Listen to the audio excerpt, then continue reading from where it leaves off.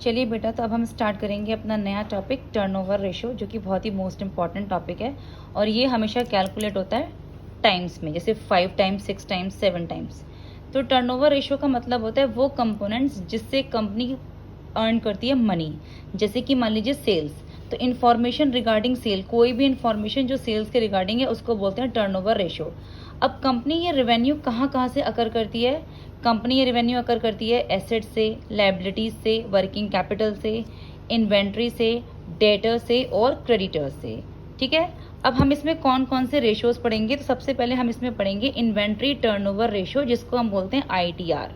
इसका फॉर्मूला होता है cost of revenue from operation upon average inventory. अब रेवेन्यू फ्रॉम ऑपरेशन क्या होता है? वो होता है नेट सेल्स, और नेट सेल्स हम कैलकुलेट करते हैं सेल्स माइनस सेल्स रिटर्न से। और cost of revenue from operation हम कैसे कैलकुलेट करेंगे? ओपनिंग स्टॉक यानी कि इन्वेंट्री, ओपनिंग इन्वेंट्री, उसमें प्लस करेंगे नेट परचेजेस, प्लस करेंगे डायरेक्ट एक्सपेंसेस और माइनस करेंगे क्लोजिंग स्टॉक या क्लोजिंग इन्वेंट्री। अब ये डायरेक्ट एक्सपेंसेस क्या होते हैं? देखो, डायरेक्ट एक्सपेंसेस में आप 4 चीज़ें देख लो। सबसे पहले इनवर्ड, जिस किसी भी चीज़ के साथ इनवर्ड वर्ड लगा हो, इनवर्ड वर्ड यूज़ हुआ हो, जैसे मान लीजिए कैरेज इनवर्ड, फ्रेट इनवर्ड, जहाँ पर भी इनवर्ड यूज वर्ड लगा होता है वो होते हैं डायरेक्ट एक्सपेंसेस। दूसरे कोई भी फैक्ट्री एक्सपेंसेस, जैसे मान लीजिए वेजेस हो गए, फ्यूल हो गई, लाइटनिंग हो गई, तो जो भी फैक्ट्री में हमने एक्सपेंस किया है वो भी हमारे डायरेक्ट एक्सपेंसेस होते हैं। उसके बाद हमारे परचेज एक्सपेंसेस, जैसे मान लीजिए फ्रेट, कार्टेज, या फिर इसका मतलब हमारा कैरेज, तो वो होते हैं हमारे डायरेक्ट एक्सपेंसेस। इसके अलावा प्रोडक्शन और मैन्युफैक्चरिंग एक्सपेंसेस जो होते हैं वो भी हमारे डायरेक्ट एक्सपेंसेस में आते हैं।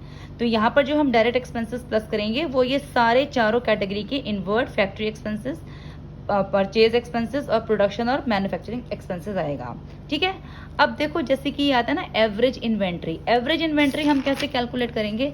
देखो, जब कभी भी एवरेज हमें कैलकुलेट करना होता है तो आपने एक फॉर्मूला देखा होगा कि वो होता है ओपनिंग प्लस क्लोजिंग अपॉन 2। कभी भी आप किसी भी चीज़ का एवरेज निकालते हो ना, तो उसके लिए फॉर्मूला होता है ओपनिंग प्लस क्लोजिंग अपॉन 2। अब अगर हमें एवरेज इन्वेंट्री कैलकुलेट करनी है तो हमारा जो फॉर्मूला होगा वो होगा opening inventory plus closing inventory upon 2।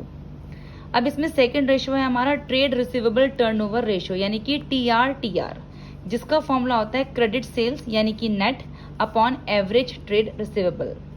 Third ratio है इसमें हमारा ट्रेड पेबल टर्नओवर रेशियो, यानी कि TPTR, जिसका फॉर्मूला होता है क्रेडिट परचेज यानी कि net upon average trade payable.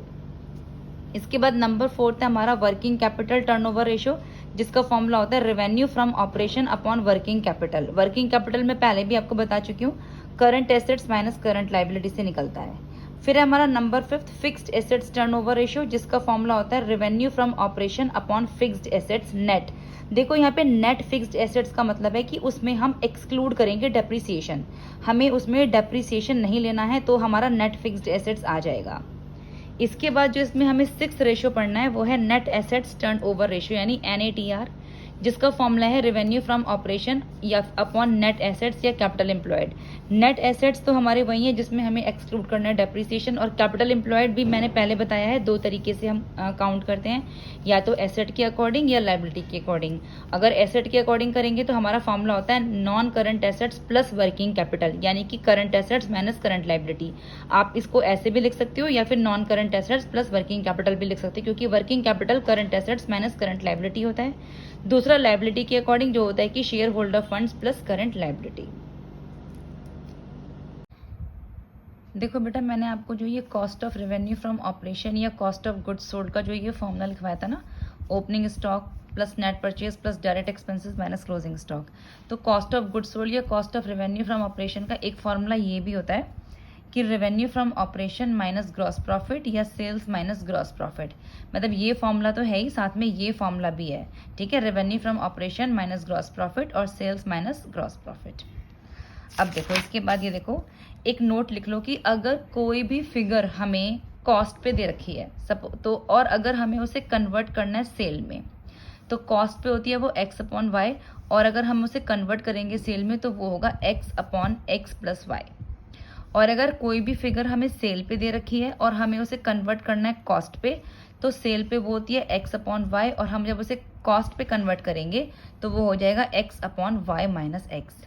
एक चीज़ और देख लो कि अगर परसेंटेज हमें कॉस्ट पे गिवन है और हमें सेल पे काउंट करनी है, मान लो कॉस्ट पे 100% है तो सेल पे 50% होगी, कॉस्ट पे 50% है तो सेल पे 33.33 होगी, कॉस्ट पे 33.33 है तो सेल पे 25% होगी, कॉस्ट पे 25% है तो सेल पे 20% होगी, और कॉस्ट पे 20% है तो सेल पे 16.66% होगी। ठीक है। इसके अलावा एक चीज़ और देखो कि अगर सपोज करो कि क्वेश्चन में ये मेंशन नहीं है कि ग्रॉस प्रॉफिट का परसेंट कॉस्ट पे है या सेल पे है, ये गिवन ही नहीं है क्वेश्चन में, तो आप हमेशा उसे किस पे कंसिडर करेंगे, उसको हमेशा हम सेल पर कंसिडर करेंगे। किस पर कंसिडर करेंगे? सेल पर। चलिए, तो अब क्वेश्चन नंबर 1 देख लो।